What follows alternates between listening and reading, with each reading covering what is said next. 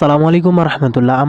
আমাদের খামারে একটা মুরগির খামারে একটা সমস্যা নিয়ে আমরা মধুর সমস্যায় পড়ে গেছি। আর সেই মধুর সমস্যাটি হচ্ছে যে মুরগিকে আমরা যে এখানে রাখার অবস্থায় আমরা বুঝতাম না যে এর কীভাবে মানে যে ম্যানেজমেন্ট আছে সেটা আমাদের কিন্তু ভালো করে বোঝা যায়নি।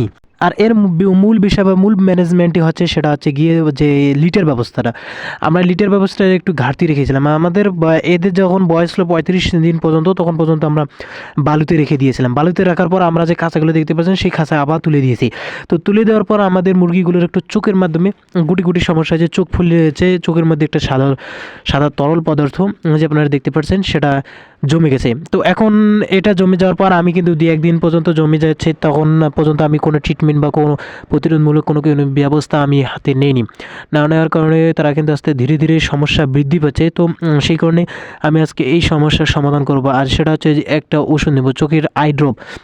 আর এটি হচ্ছে জেরক্স, এটা জীবাণুমুক্ত অ্যান্টিবায়োটিক। এটা হচ্ছে সিপ্রোফ্লক্সাসিলিন অ্যান্টিবায়োটিক গ্রুপের একটা ঔষধ। আর এটার দাম আপনার মাত্র ৫০ টাকা দিয়ে পাবেন। এটা মানুষের জন্য, এটা একদম কিন্তু ভালো কাজ করে। আমি আজ পর্যন্ত ৩ দিন পর্যন্ত ওষুধটা দিলাম। দেওয়ার পর দেখতেছি খুব সুন্দরভাবে মানে চোখের ড্রপসটা আবার শেষ হয়ে গেছে, কিন্তু ভালো কাজ করছে। এটা আবার একটা নিতে হবে।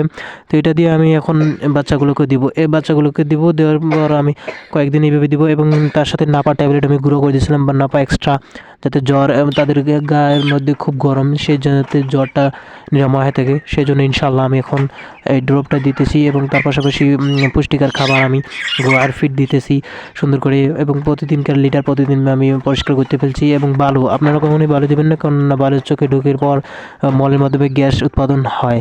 মুরগি পালতে গেলে লিটার ব্যবস্থা আপনাকে অবশ্যই আপনাকে সেফ রাখতে হবে। আর খাঁচায় যদি আপনি লিটার ব্যবস্থা করে নেন, তাহলে 80% রোগ নিরাময় থাকে। এটা আমি বিভিন্ন মাধ্যমে সোশ্যাল মিডিয়ায় জানতে পেরেছি। তো যেটুকু আমি আমার অভিজ্ঞতা বা আমি জানতে পারছি সেটুকু আপনাদের সঙ্গে শেয়ার করলাম। ইনশাল্লাহ হয়তো আপনাদের এখান থেকে অনেকটা উপকৃত হতে পারেন। তো উপকৃত হবেন অবশ্যই আমাদেরকে জানাবেন, একটা লাইক কমেন্ট এবং শেয়ার করবেন। আমাদের নতুন চ্যানেল, যদি আপনি নতুন মেহমান হইতে কিন্তু অবশ্যই শেয়ার পরিবারের সদস্য হয়ে যাবেন।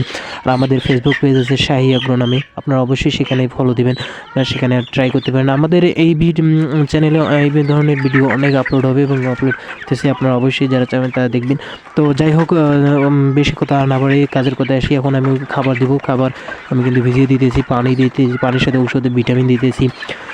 এই বিভিন্ন ধরনের ভিটামিনগুলো আছে, জিঙ্ক, ক্যালসিয়াম ইত্যাদি দিতেছি। দেওয়ার পর আমি এখন তাদেরকে রাতের খাবারটা শেষ দিব। দেওয়ার পর আমি রাত ৯টার সময় লাইট আপ করে তাদেরকে ঘুমানোর জন্য রেস্ট দেবো। তো ইনশাল্লাহ দোয়া করবেন। আসসালামু আলাইকুম ওয়া রাহমাতুল্লাহি তাআলা ওয়া বারাকাতুহু।